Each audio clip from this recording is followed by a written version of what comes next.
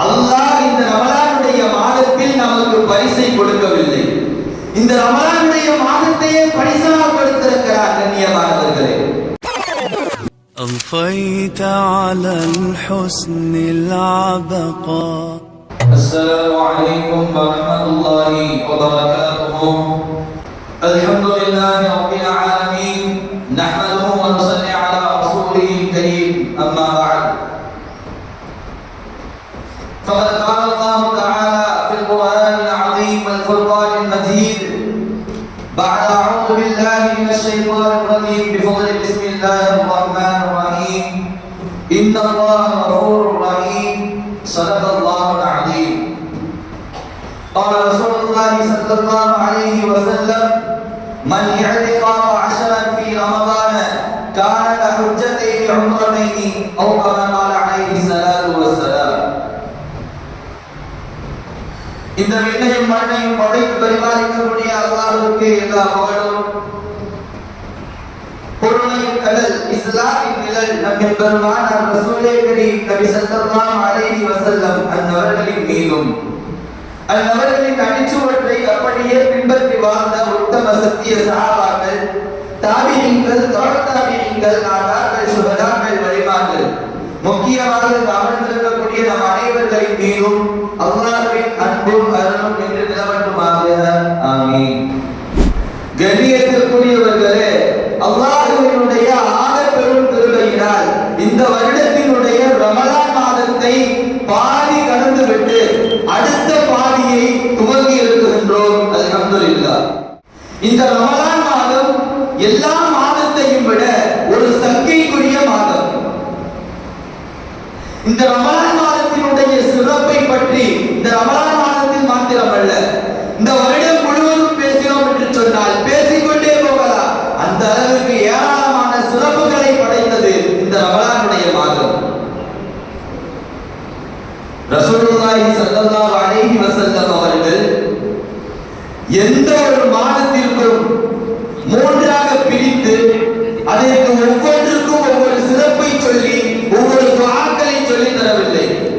மாறாக இந்த ரமலானுடைய மாதத்தை மாத்திரம்தான் மூன்றாக பிரித்து ஒவ்வொரு பத்திற்கும் ஒவ்வொரு சிறப்புகளை சொல்லி ஒவ்வொன்றிற்கும் ஒவ்வொரு துஆவை பெற்று தருகிறார்கள் என்று சொன்னால் இந்த ரமலானுடைய மாதம் எவ்வளவு உன்னதமான மாதமாக இருக்கும் என்று நாம் விளக்க வேண்டும்.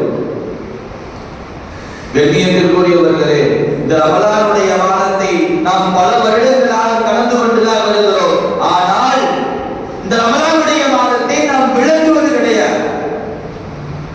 முதலாவதாக இந்த ரமலானுடைய மாதத்தை நாம் விளங்க வேண்டும். அல்லாஹ் இந்த ரமலானுடைய மாதத்தில் நமக்கு பரிசை கொடுக்கவில்லை. இந்த ரமலானுடைய மாதத்தையே பரிசாக கொடுத்திருக்கிறார். கண்ணியமானவர்களே, அப்படிப்பட்ட ஒரு உன்னதமான மாதம் தான் இந்த ரமலானுடைய மாதம்.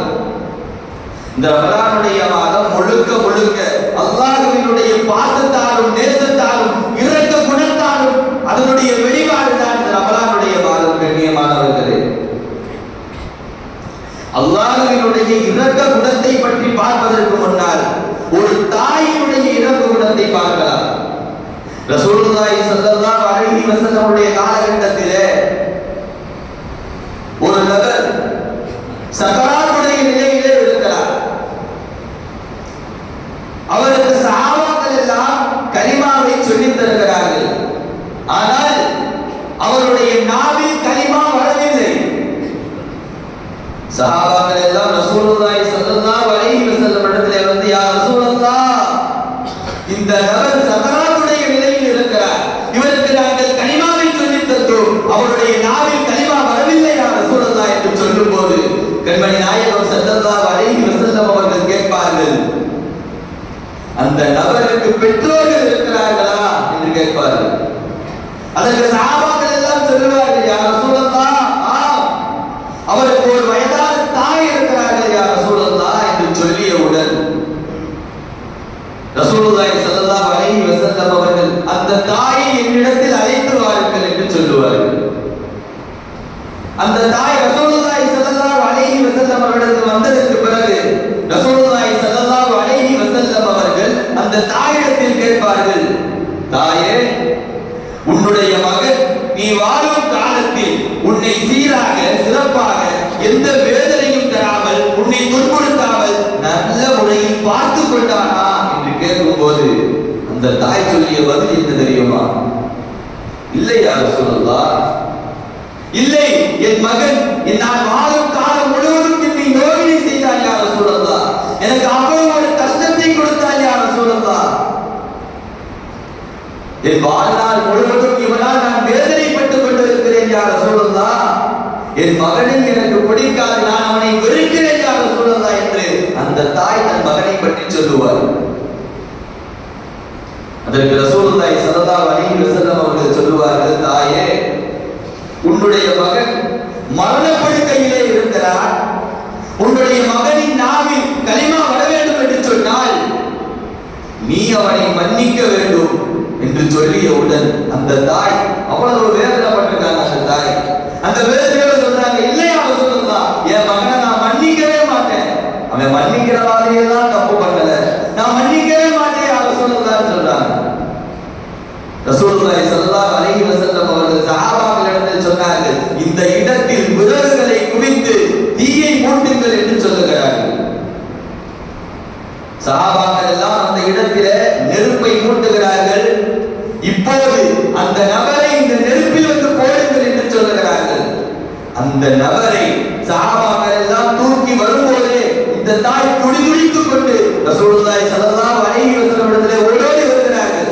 யா ரசூலல்லாஹ், என் மகனை நெருப்பில் போட்டு விடாதீர்கள் யா ரசூலல்லாஹ், என் மகன் அந்த வேதனையை தாங்க மாட்டான் யா ரசூலல்லாஹ், அவன் அந்த சூட்டை தாங்க மாட்டான் யா ரசூலல்லாஹ், அவனை நெருப்பிலே போட்டு விடாதீர்கள், நான் அவனை மனப்பூர்வமாக மன்னித்து விடுகிறேன் யா ரசூலல்லாஹ் என்று சொல்லுகிறார்கள். எண்ணியத்திற்குரியவர்களே, எவ்வளவு பெரிய பாசம் தன் பிள்ளை மீது, 10 மாதம் சுமந்து பெற்ற அந்த பிள்ளை மீது எவ்வளவு பெரிய பாசம் அந்த தாய் வைத்திருந்தார். ஒவ்வொரு தாயும் தன் மகன் மீது, தன் பிள்ளைகள் மீது இந்த அளவுக்கு தான் பாசத்தை வைத்திருக்கிறார்கள். ரசூலுல்லாஹி ஸல்லல்லாஹு அலைஹி வஸல்லம் அவர்கள் அந்த தாய் மன்னித்ததற்கு பிறகு அந்த நபருக்கு கலிமாவை சொல்லித் தருகிறார்கள். அந்த நபரின் நாவில் லா இலாஹ இல்லல்லாஹ் முஹம்மதுர் ரசூலுல்லாஹ் என்ற கலிமாவோடு அவர் மரணிக்கிறார். கண்ணியத்திற்குரியவர்களே, எந்த ஒரு மகனை தன் வாழ்நாள் முழுவதும் நோவினை செய்தார் என்று சொன்னாலோ அந்த தாய், எந்த ஒரு மகனை எனக்கு நான் வெறுக்கிறேன் என்று சொன்னாலோ அந்த மகனை நெருப்பில் போடும் போது அதை பார்த்து அமைதியாக இருக்க மனம் முன்வரவில்லை.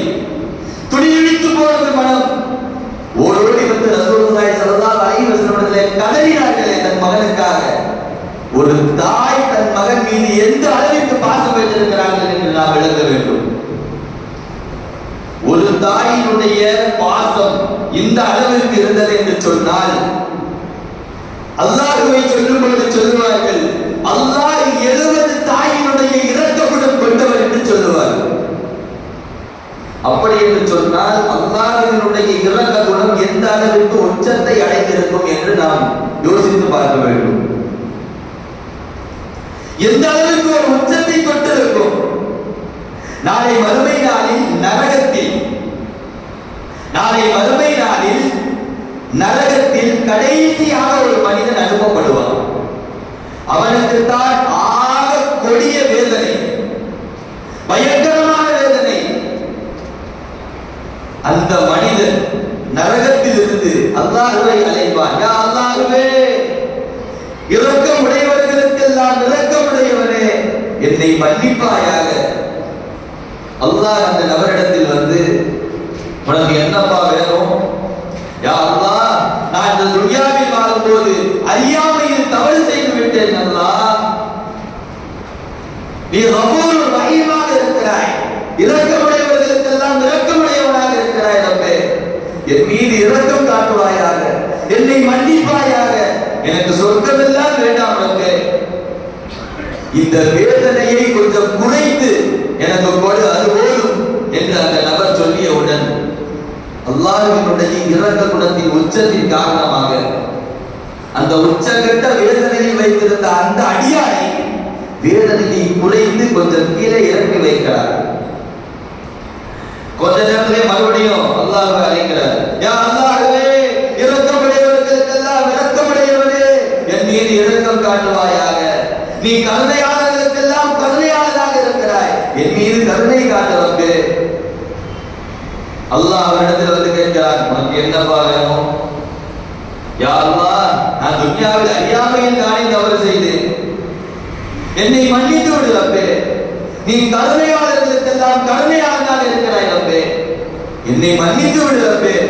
எனக்கு சொர்க்கம் எல்லாம் வேண்டாம் ரப்பே, இந்த நரகத்தினுடைய வாசலில் என்னை கொண்டு போய் வைத்து விடு ரப்பே என்று சொல்லியவுடன் அல்லாஹ் ரப்பல் ஆலமீன் சற்றும் யோசிக்கவில்லை.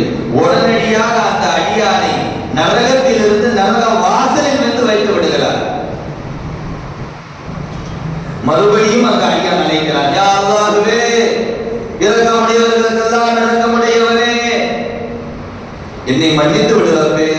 அல்லாஹ்வை அழைக்கும் போது அல்லாஹ் மறுபடியும் வந்து கேட்கிறார், உனக்கு என்னப்பா வேணும்? எதுவும் கேட்க மாட்டேன்னு சொன்னியே, திரும்ப திரும்ப கேட்கிறியே, என்னப்பா வேணும் சொல்லும் போது அந்த அடியான் சொல்லுவார், யா அல்லாஹ்வே, நான் அறியாமையில் தவறு செய்து விட்டேன், நீ அதை உணர்ந்து எனக்கு தண்டனையை குறைத்து கொடுத்தாய், இந்த நரகத்தின் வாசலின் வேதனையை கூட என்னால் தாங்க முடியாது ரப்பே, நீ என்னை படைக்க வென்றப்பே, என்னை மன்னித்து நரகத்தை விட்டு வெளியாக்கி தூரத்திலிருந்து சொர்க்கத்தை கண்ணால் பார்க்கும் பாக்கியத்தை தந்துவிடு ரப்பே என்று சொல்லும் போது அல்லாஹ் அந்த அடியானை நரகத்திலிருந்து வெளியாக்கி தூரத்திலிருந்து கண்ணால் சொர்க்கத்தை பார்த்து பாக்கியத்தை அந்த அடியானுக்கு அல்லாஹ் தருகிறார்.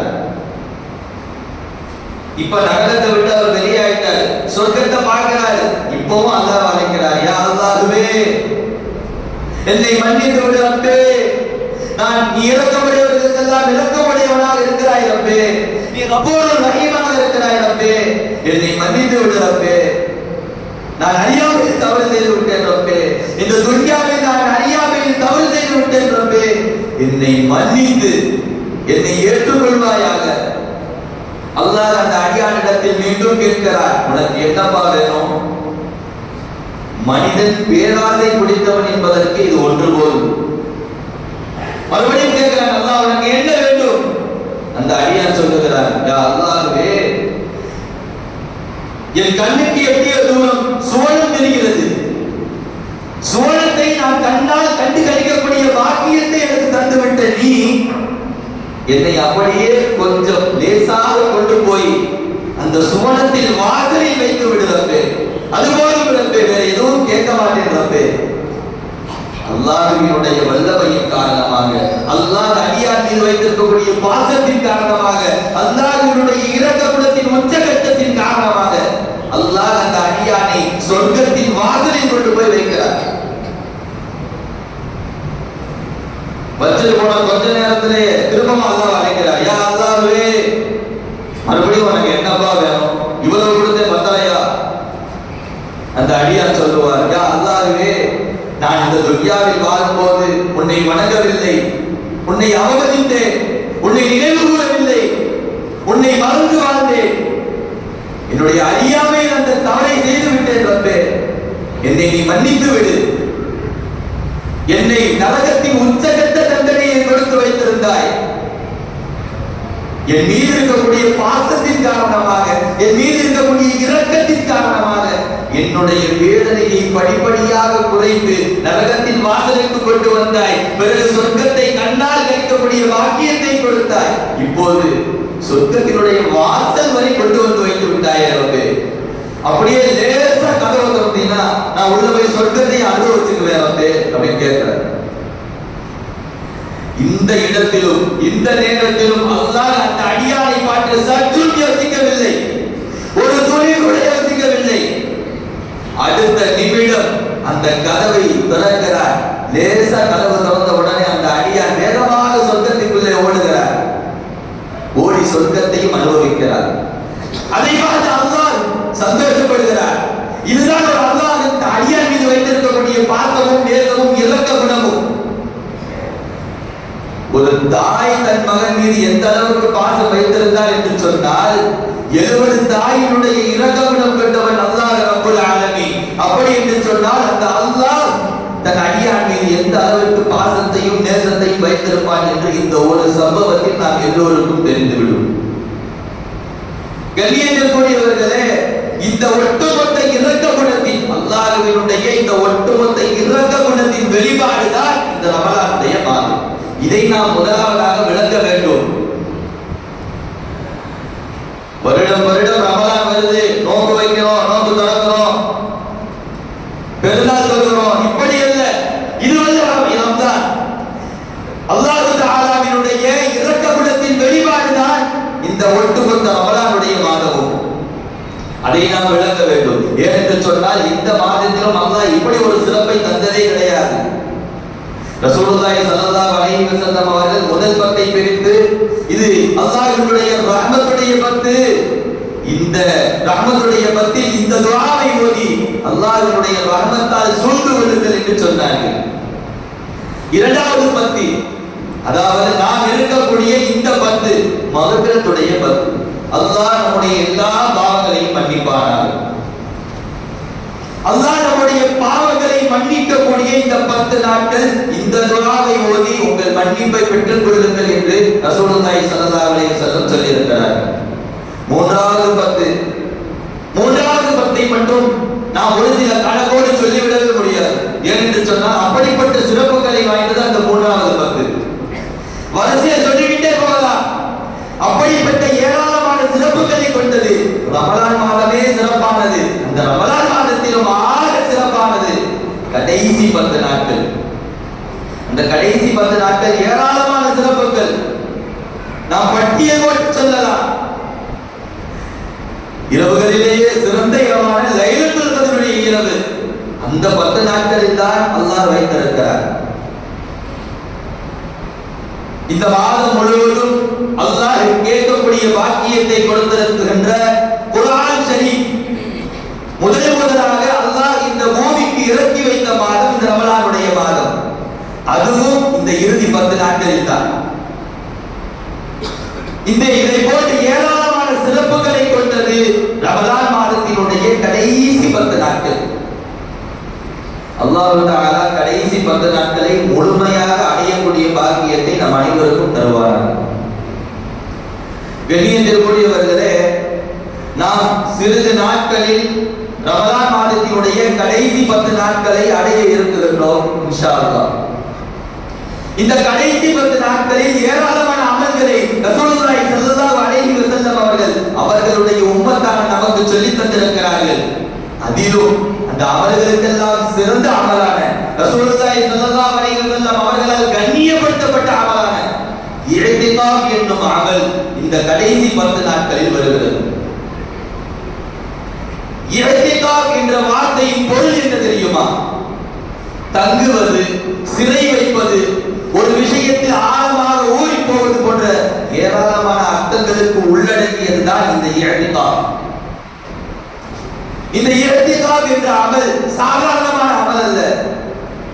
10 நாட்கள் தன்னுடைய குடும்பத்தை, தன்னுடைய உறவினர்களை, தன்னுடைய வேலைகளை எல்லாவற்றையும் தூக்கி எறிந்துவிட்டு அல்லாஹ்வுக்காக அவனுடைய இல்லத்தில் அமல் செய்கிறார் அல்லவா? அப்படிப்பட்ட உன்னதமான அமல் தான் இந்த இஹ்திகாஃப் என்னும் அமல். ரசூலுல்லாஹி ஸல்லல்லாஹு அலைஹி வஸல்லம் அவர்கள் இந்த இஹ்திகாஃபை பற்றி நமக்கு சொல்லும்போது, என்னுடைய உம்மத்தான நீங்கள் இந்த இஹ்திகாஃபை வைக்க வேண்டும் இப்படி சொல்லல. ரசூலுல்லாஹி ஸல்லல்லாஹு அலைஹி வஸல்லம் அவர்கள் தன்னுடைய உம்மத்திற்கு நீங்கள் இஹ்திகாஃபை வையுங்கள் என்று சொல்லவில்லை. தன்னுடைய வாழ்க்கை இந்த ரமலானுடைய தன்னுடைய வாழ்நாளில் எப்போது மதீனாவிற்கு வந்தார்களோ அப்போது இருந்து தன்னுடைய வாழ்நாள் கடைசி வரை எல்லா ரமலான் மாதத்தினுடைய கடைசி 10 நாட்கள் இஹ்திகாஃப் இருந்து தன் வாழ்க்கையை நிகழ்த்தி காட்டி, இதை போன்று நீங்களும் இஹ்திகாஃபை வையுங்கள் என்று சொன்னார்களே, அப்படிப்பட்ட உன்னதமான தலைவர் முஹம்மது நபி ஸல்லல்லாஹு அலைஹி வஸல்லம் அவர்கள். கண்ணியத்திற்குரியவர்களே, இந்த இஹ்திகாஃபினுடைய சிறப்பு என்ன தெரியுமா? மன் இஹ்திகாஃப அஷ்ரன் ஃபீ ரமலான கான கஹஜ்ஜத்தைனி உம்ரத்தைனி. யார் ஒருவர் இந்த ரமலானுடைய மாதத்தின் கடைசி 10 நாட்களில் இஹ்திகாஃப் இருக்கிறாரோ அவருக்கு ஹஜ்ஜும் 2 உம்ராவும் செய்த நன்மைகள் கிடைக்கிறது என்று ரசூலுல்லாஹி ஸல்லல்லாஹு அலைஹி வஸல்லம் அவர்கள் சொல்லுகிறார்கள்.